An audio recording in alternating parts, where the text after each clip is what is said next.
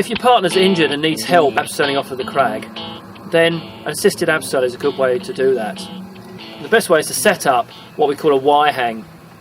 This involves either using 2 slings or dividing a long sling in half with a knot. Attach yourself into one end and your partner into the other. Keep yourselves fairly close together so everything's manageable.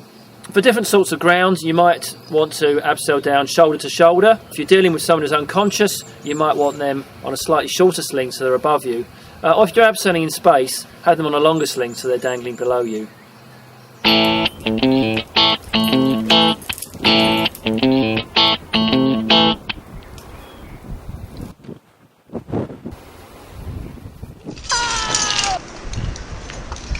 So we've got a scenario here where we've got a casualty. Your mate climber is taking a fall, hurt himself, you lower him back to the stance. You've got to evacuate him off the crag.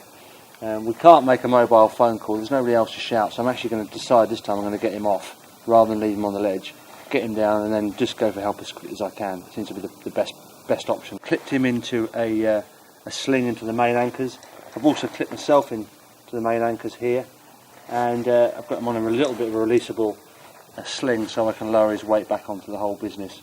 I've also set the ropes up, which meant that it was then clear for me to undo the ropes that we were tied into and set up an abseil on the 2 9mm we've got, so it's giving us a full 50 metres to get to the deck. I'm now going to set up the rest of it. I've got the ends just down here, and I'm going to tie them together before I throw them off, just so I'm really happy that I'm not going to abseil off the ends of the ropes. If I can see the bottom, I might not do it, but it's just really good practice. Yeah. So, I'm throwing these ropes off below. There, yeah, it's hit the deck. And what I've got to try and do is try and make some form of comfortable system where I can give Steve some support here, and also get him off the crag and try and manage him as best as I can. He is injured, so I'm going to try and make it as painless for him as I possibly can. Now, I've actually got a daisy chain here, which makes life a lot easier. But you could use a sling and just tie some knots in it. So we're both clipped on, that's important. I'm now going to set this up, so I'm going to find my belay device. Link that into the slings, clip myself into a sling. If I wanted to save on a carabiner, I could just lark's foot this into here, the whole lot. Give that a second. That one. And that saves me if I'm short of screw gate carabiners, because I might not be carrying that many in this situation.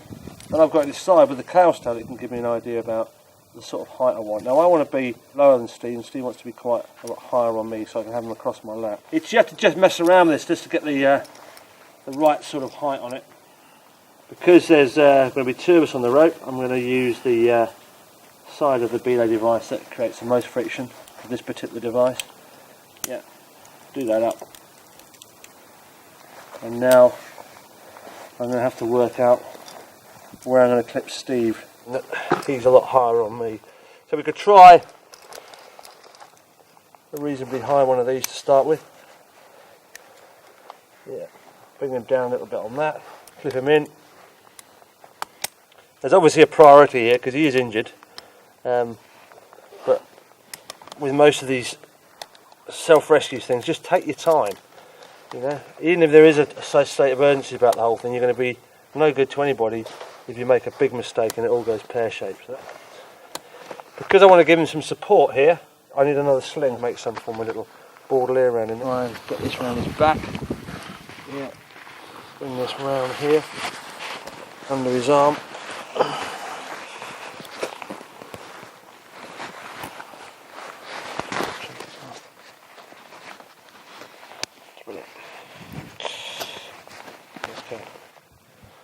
So we've got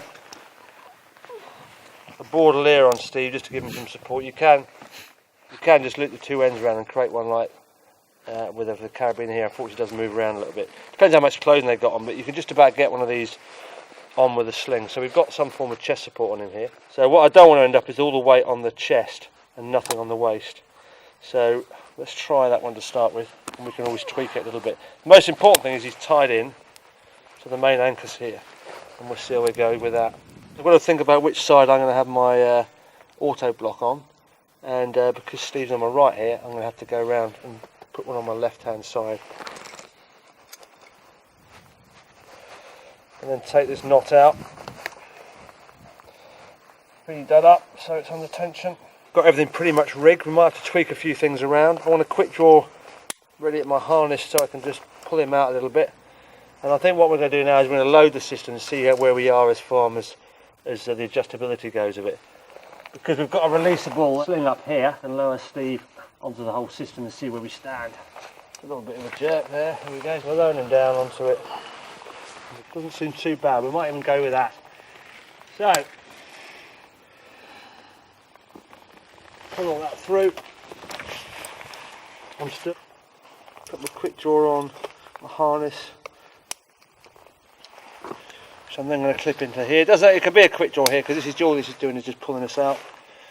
And then I'm going to come down a little bit so I get my body weight on him. And we should be ready to come off right now. And off we go. And I can pull Steve around and pull him out from the crag like this.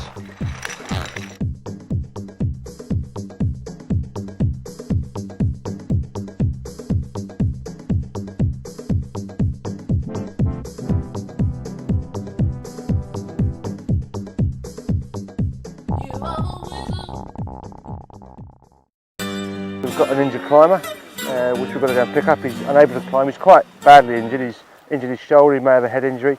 I can get right down to the deck and pick him up in one fell go. I've escaped from the system, so I'm going to go directly off the clove hitch. I've got myself a little wire hang sorted out, so I can clip him into it, and I've tied myself off with a French prusik as an order block and a little overhand knot underneath, just as a backup while I'm sorting myself out.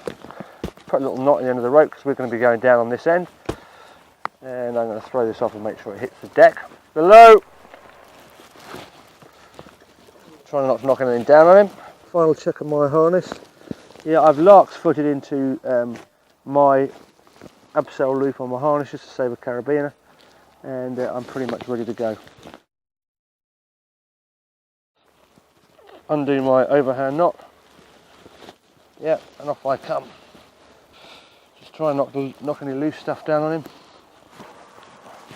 Trying to make sure your rope's not running over an edge. I wish it's fed up for that. The common cause of ropes breaking is that running over a sharp edge. So I'm going to clip Ed into here, into his main anchor loop.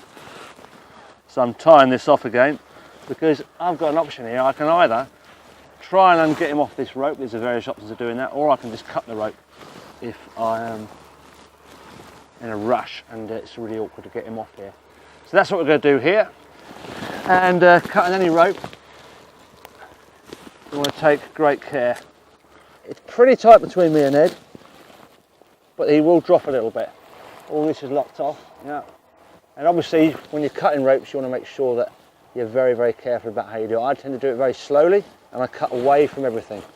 So at the moment this is the wire hang ready to go, and then I'm going to do it slowly because I don't want to just slice through very fast. I've got a good knife as well, so it's going to be just cutting through, and you'll see how quickly the rope cuts through with a bit of body weight on it.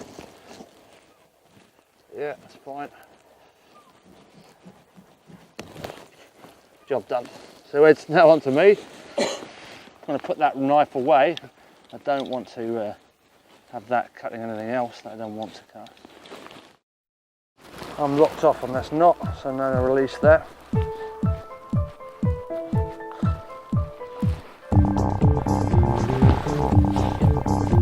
And then we're ready to go off again.